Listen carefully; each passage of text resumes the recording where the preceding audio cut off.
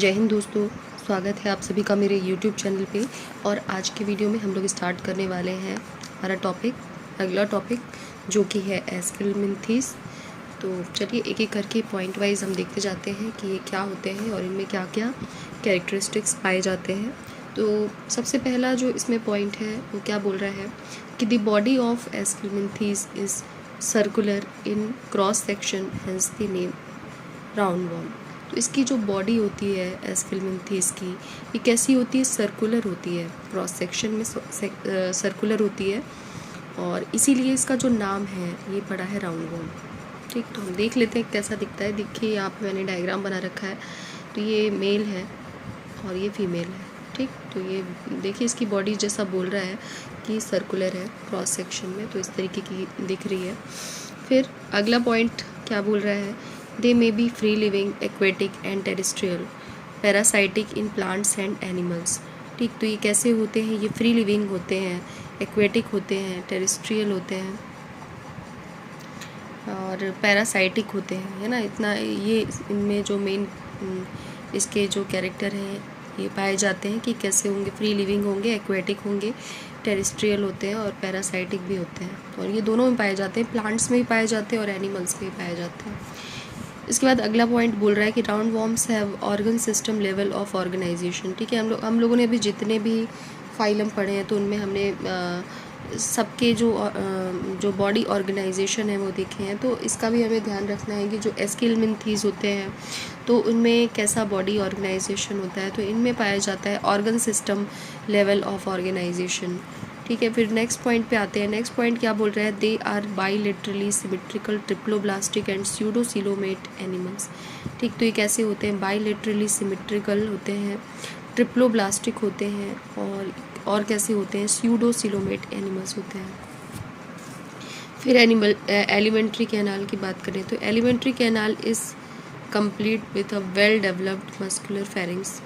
ठीक, तो alimentary canal जो होती है वो डेवलप होती है वेल डेवलप्ड मस्कुलर फेरिंग से। उसके बाद अगला पॉइंट क्या बोल रहा है? An excretory tube removes body waste from the body cavity through the excretory pore. ठीक है, तो अब ध्यान रखना है कि इनमें एक्सक्रीटरी पोर पाए जाते हैं। तो इनमें उसमें क्या होती है? देखिए होती है एक एक्सक्रीटरी ट्यूब होती है जो कि जितना भी इनके बॉडी में वेस्ट वगैरह होता है तो उसको क्या करता है, बॉडी कैविटी के थ्रू एक्सक्रीटरी पोर से उसको बाहर कर देता है। ठीक, अब इसके बाद अगला पॉइंट क्या बोल रहा है कि इसमें सेक्सेस जो होते हैं वो सेपरेट होते हैं।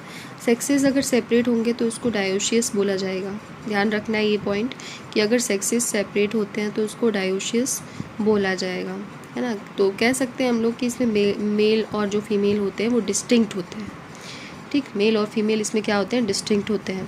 उसके बाद अगला पॉइंट क्या बोल रहा है? Often females are larger than males. ठीक है, इसमें जो फीमेल होती है वो मेल से लार्जर होती है। तो ये डायग्राम में भी देखिए हम लोग समझ सकते हैं कि देखिए इसमें जो फीमेल का डायग्राम है वो मेल से बड़ा दिख रहा है ना। तो ये चीज़ इनमें पाई जाती है, ये ध्यान रखना है। इसके बाद फर्टिलाइजेशन की बात करते हैं।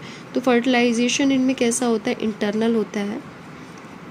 फर्टिलाइजेशन इनमें इंटरनल होता है और डेवलपमेंट कैसा होता है? डायरेक्ट भी हो सकता है और इनडायरेक्ट भी हो सकता है।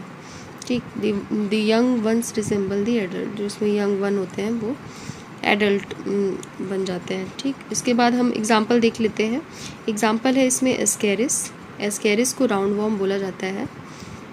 ठीक, तो ये देखिए अभी जो हमने ये वाला डायग्राम देखा था ना, तो ये एस्केरिस का ही है और इसे हम राउंड वॉर्म भी बोलते हैं। इसके अलावा और भी एग्जांपल है जो हमें ध्यान रखना है। तो वाउचेरिया है। ठीक है, तो वाउचेरिया है, इसको फाइलेरिया वॉर्म भी बोला जाता है। और है एनसाइक्लोस्टोमा, तो इसको हुक वॉर्म बोला जाता है। ठीक, तो ये इतना चीज़ हो गई फाइलम एस्केलमेंथीज के बारे में। और ये सारे पॉइंट हमें ध्यान रखने हैं। ठीक है, एग्ज़ाम में इसके क्वेश्चन बन सकते हैं, डायरेक्ट क्वेश्चन भी आ सकता है, छोटे छोटे पॉइंट में भी कॉम्पिटिटिव एग्ज़ाम के हिसाब से क्वेश्चन बन सकते हैं। तो ये चीज़ हमें सारी ध्यान रखनी है। वीडियो पसंद आया हो तो प्लीज़ इसे लाइक, सब्सक्राइब और शेयर कर दीजिए। Thank you, keep watching.